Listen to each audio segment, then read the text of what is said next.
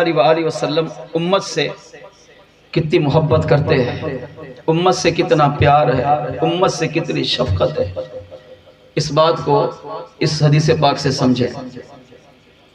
میرے آقا صلی اللہ تعالیٰ علیہ وسلم تشریف فرما ہے، صحابہ حضور کے سامنے موجود ہیں۔ آپ علیہ السلام نے سابقہ انبیاء کا تذکرہ کیا، ان کی امتوں کا تذکرہ کیا، سابقہ انبیاء پر جو کتابیں اللہ نے اتاری ان کا تذکرہ کیا، تورات، زبور، انجیل کا تذکرہ کیا۔ پھر اپنی کتاب قرآن کا تذکرہ کیا، اور تذکرہ کرتے کرتے کرتے حضور غمزدہ ہو گئے، رونے لگے۔ تھوڑی دیر گزری تو صحابہ بھی رو پڑے۔ ایک صحابی نے عرض کیا، یا رسول اللہ صلی اللہ علیہ وسلم، آپ غمزدہ کیوں ہیں، کیوں رو رہے ہیں؟ ارشاد فرمایا، اللہ تعالیٰ نے میری امت کو سابقہ امتوں سے افضل بنایا۔ میری امت کو اللہ نے وہ انعامات دیے جو سابقہ امتوں کو بھی نہیں ملے۔ میری امت کو اللہ نے میرا سب سے بڑا معجزہ قرآن کی صورت میں عطا کیا۔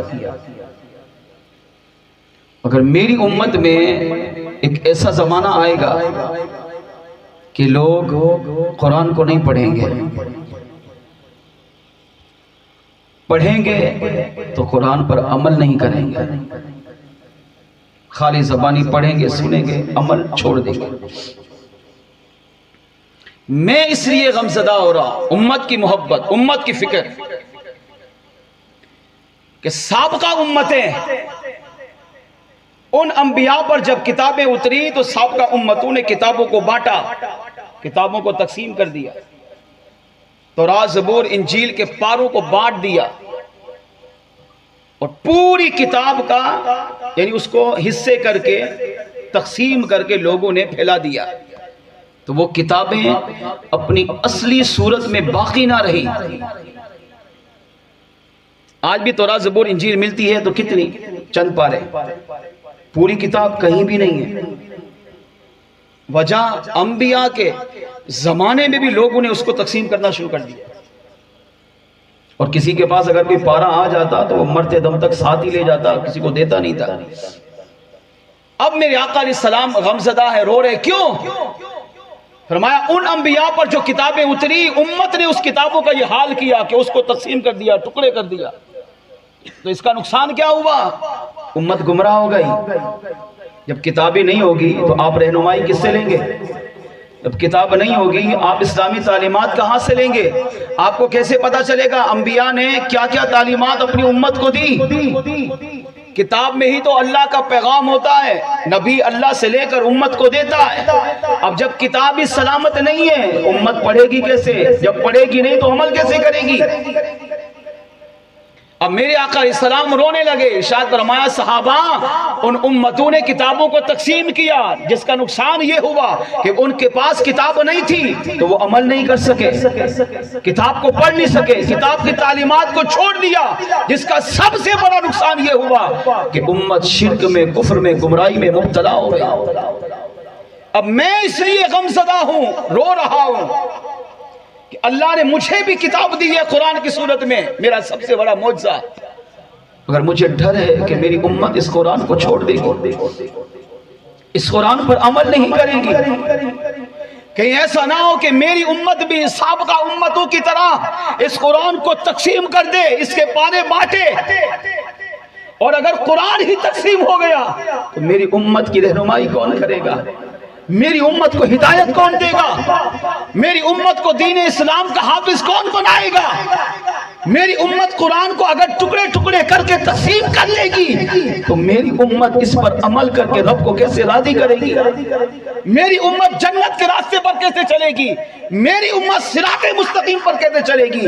کہیں ایسا نہ ہو کہ سابقہ امتوں کی طرح اگر میری امت نے اس قرآن کو تقسیم کر دیا تو کہیں یہ شرک کفر میں مبتلا نہ ہو جائے، امت گمراہی کی طرف نہ چل پڑے۔ یہ سوچ کر میرے آقا صلی اللہ علیہ وسلم رونے لگے، مفسرین نے لکھا تھوڑی دیر گزری، سرکار روئے تو جبریل امین علیہ السلام فوراً حضور کی بارگاہ میں حاضر ہوئے، اللہ کا سلام پیش کیا، عرض کیا یا رسول اللہ صلی اللہ علیہ وسلم آپ غمزدہ ہیں، رب کی رحمت سے دیکھا نہ گیا، آپ زمین پر غمزدہ تھے، اللہ نے فوراً مجھے بلایا، ارشاد فرما جبریل فوراً زمین پر جا، یہ آیت میرے محبوب کو دے کر میرا سلام پیش کر اور انہیں عرض کر یا رسول اللہ امت کو خوشخبری سناؤ، آپ بھی خوش ہو جائیے، غمزدہ نہ ہوئیے، اِنَّا نَحْنُ نَزَّلْنَا الذِّكْرَ وَإِنَّا لَهُ لَحَافِظُونَ، بے شک ہم نے ہی اس قرآن کو آپ پہ اتارا ہے اور ہم آپ کے رب ہو کر اس بات کی گواہی دیتے ہیں کہ جب آپ پہ قلب منور پر قرآن ہم نے اتارا ہے تو اس قرآن کی حفاظت بھی قیامت تک میں خود رب ہو کر کرتا رہوں گا، اس کے محافظ ہم ہیں۔ مطلب یہ نکلا کہ قرآن سلامت رہے گا، آپ کا یہ معجزہ قیامت تک باقی رہے گا، اور جب تک آپ کی امت اس قرآن کو پڑھتی رہے گی، اس پر عمل کرتی رہے گی، میں کبھی بھی آپ کی پوری امت کو شرک و کفر و گمراہی کی طرف مبتلا ہی نہیں کروں گا۔ امت کو گمراہی سے، کفر سے، شرک سے بچانے کے لیے سب سے بہترین تحفہ اللہ کریم نے اپنے محبوب علیہ السلام کو قرآن کی صورت میں عطا فرمایا ہے۔